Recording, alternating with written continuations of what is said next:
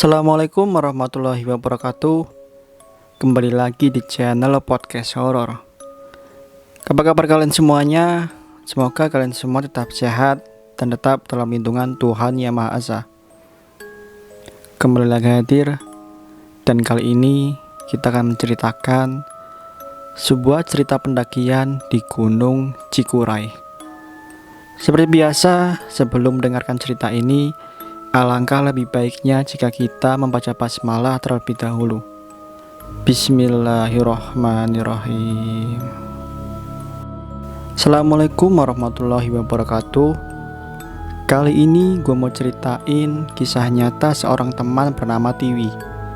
Ada hal aneh yang dialaminya saat melakukan pendakian di Gunung Cikuray. Sebelum mendengarkan cerita ini, gue mengingetin kepada kalian, jangan ngebully, tetaplah berpikir positif dan ambil hikmah di balik cerita ini. Perkenalkan, namaku Indah Pratiwi, biasa dipanggil Tiwi. Umurku 21 tahun, aku tinggal di Sumedang, Jawa Barat. Inilah kisahku. Pada tanggal 7 Juli 2020, aku berangkat menuju MT Cikuray dengan keadaan haid. Aku tak berpikir panjang tentang kedaruratan yang akan aku alami saat itu. Karena biasanya aku mendaki dengan keadaan haid adalah untuk menghindari ketinggalan waktu sholat. Jadi kupikir aman saja. Hari itu aku berangkat bersama komunitas pendakian. Terdiri dari 18 laki-laki dan 10 orang wanita termasuk aku. Jadi total yang ikut pendakian ini adalah 28 orang. Ini pertama kalinya aku mendaki dengan banyak teman wanita. Kita semua berkumpul di Parakan Muncang, Sumedang, tepatnya di salah satu supermarket di wilayah itu. Sekitar pukul 8 malam dengan menggunakan 2 mobil dan beberapa sepeda motor. Mobil yang kami tumpangi melesat dengan cepat di kerumunan kendaraan lain di sisi kanan dan sisi kirinya. Selama di perjalanan, kami mengobrol seputar pendakian dan tanpa terasa sudah 4 jam lebih. Akhirnya kita sampai di Pemancar sekitar pukul 12 malam dan kita bergegas membawa peralatan kita masing-masing dan kita putuskan untuk beristirahat di shelter tanpa dinding itu. Tanpa intro, kita semua tertidur lelap. Mungkin karena di sepanjang perjalanan kita semua tidak tidur. Udara yang dingin pun mulai mengganggu tidur gelapku, dan tanpa terasa hari sudah menjelang pagi. Aku pun bangun dan langsung prepare untuk persiapan menaiki nanti. Setelah persiapan beres, kita semua sarapan. Sedang asik-asiknya kita makan, hujan pun turun, diimbangi dengan kabut saat itu. 1 jam berlalu, akhirnya hujan pun reda, dan kita siap-siap melakukan pendakian pukul 9 pagi. Di sini kita bagi 3 tim dan aku ikut tim pertama. Setelah berdoa, kita langsung naik dengan beberapa teman pada saat itu. Perjalanan dari Pemancar berjalan lancar hingga akhirnya kita sampai di pos 2 pukul 11 siang. Tiba-tiba hujan pun turun kembali.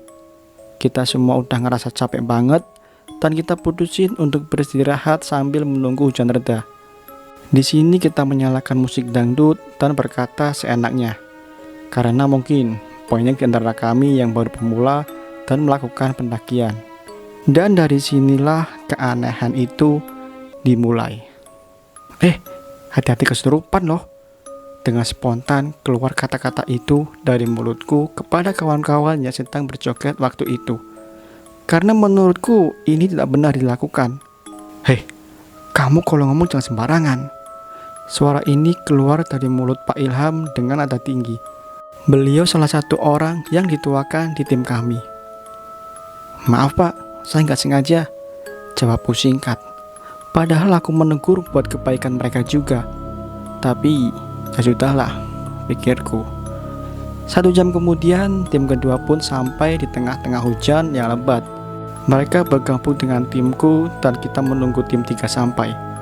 Tapi setelah menunggu hingga 30 menit, mereka tak kunjung terlihat padahal hujan sudah reda. Kita tetap berpegang pada prinsip. Jangan tunggu yang di bawah, lanjut terus. Prinsip ini diberikan ketua kelompok pada kami semua. Aneh sih menurut gua. Waktu menunjukkan sudah pukul 1 siang. Akhirnya aku memutuskan untuk melanjutkan perjalanan kembali bersama tim 1. Kita terus berjalan menyusuri trek yang licin dan basah karena habis diguyur hujan selama 2 jam. Banyak dari tim 1 yang tertinggal jauh di belakang. Akhirnya sampailah kita di pos 3. Di pos 3 ini jumlah yang berhasil sampai ada 4 orang. Aku, Rizal, Tommy, dan Anwar.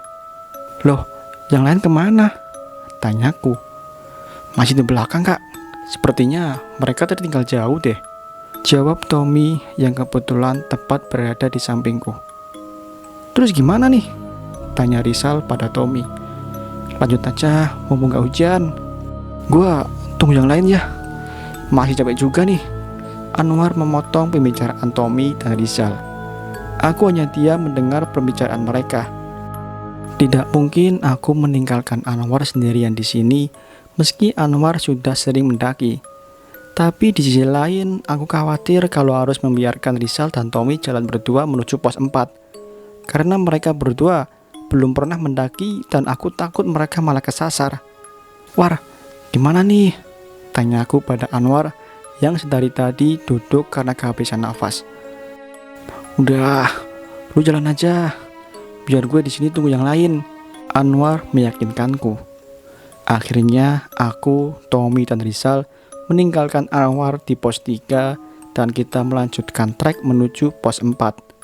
Jalur semakin berat dan langkah kaki pun sudah terasa gemetar karena kita menahan dingin dan licinnya trek yang kita lalui.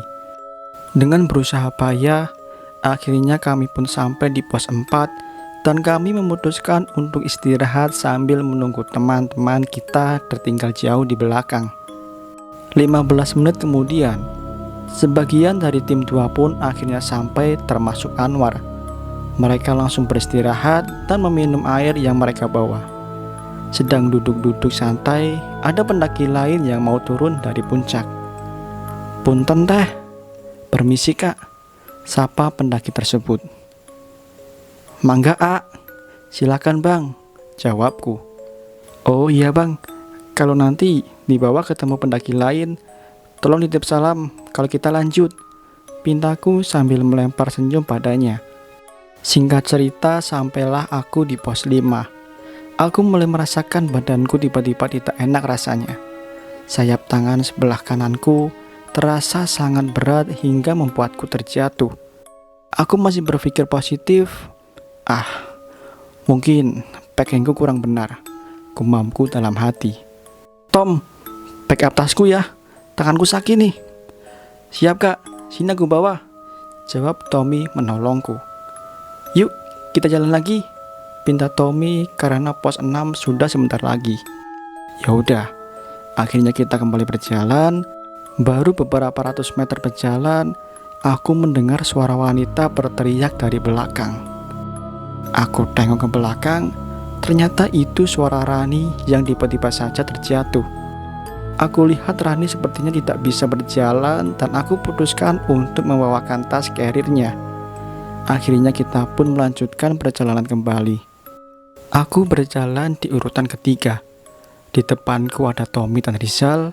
Aku tengok ke belakang, ada Rani yang sedang dipapa berjalan oleh Putri dan di belakang teman-temanku yang lain dari tim 2. Anwar kemana ya?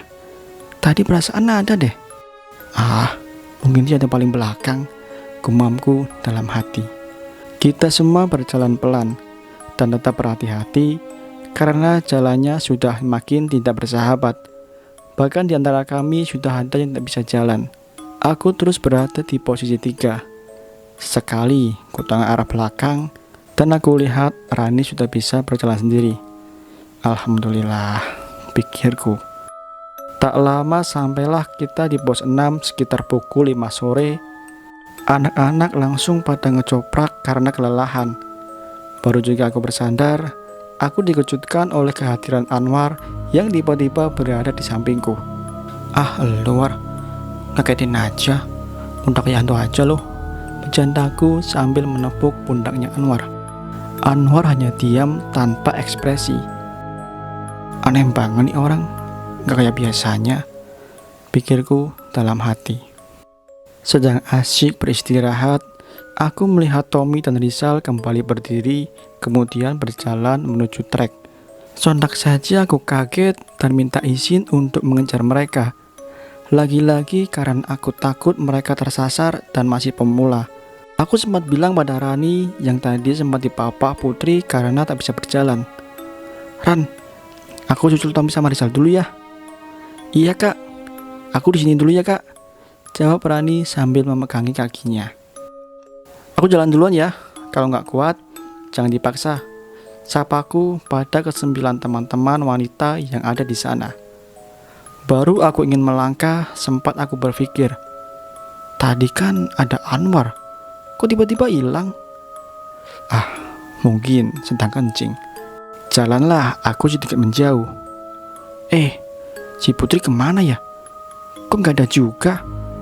Ku tengok ke belakang, dan benar saja Putri tidak ada di samping Rani. Sedari tadi bulu kuduku merinding, telangkah kakiku semakin berat seperti ada yang memegangiku. Mungkin perasaanku saja. Gumamku menguatkan fisikku yang memang sedikit letih. Aku lihat cuma Aji yang ikut dan menyusul Tommy dan Rizal. "Ayo kak, semangat," Aji bicara sedikit keras. Kami berdua terus berjalan dan sampailah di pos 7. Aku tak melihat Tommy dan Rizal di sini. Tubuhku semakin letih dan terasa ada yang aneh. Aku menggigil kencang sebelah tubuhku terasa panas. Aku mulai merasakan pusing sekali, hingga akhirnya aku putuskan untuk bersandar di batu besar. Baru beberapa menit beristirahat, Aji bicara padaku. "Ayo kak, jalan lagi, ntar malah kejebak malam. Gue kan gak bawa senter." "Iya juga ya, gue juga lupa bawa senter," jawabku pada Aji. Kita lanjut jalan berdua dan terus berjalan. Langit pun akhirnya mulai berubah gelap. Ku tengok jam tanganku pukul 6:30 malam. Akhirnya sampailah kita di pos 8. Di sana aku melihat ada Tommy dan Rizal. Sebentar, apakah itu Putri yang berada tepat di sebelah Tommy? Jujur aku kaget, karena cuma aku yang lanjut berjalan, sedangkan semua teman wanitaku beristirahat di pos 7. Apakah itu benar Putri? Cerita ini belum selesai. Masih ada kelanjutannya di part selanjutnya. Dimanapun kita berada, sudah sepatutnya kita saling menghormati dan tidak mengganggu satu sama lain. Jaga perkataan, jaga perbuatan. Sampai jumpa di cerita selanjutnya.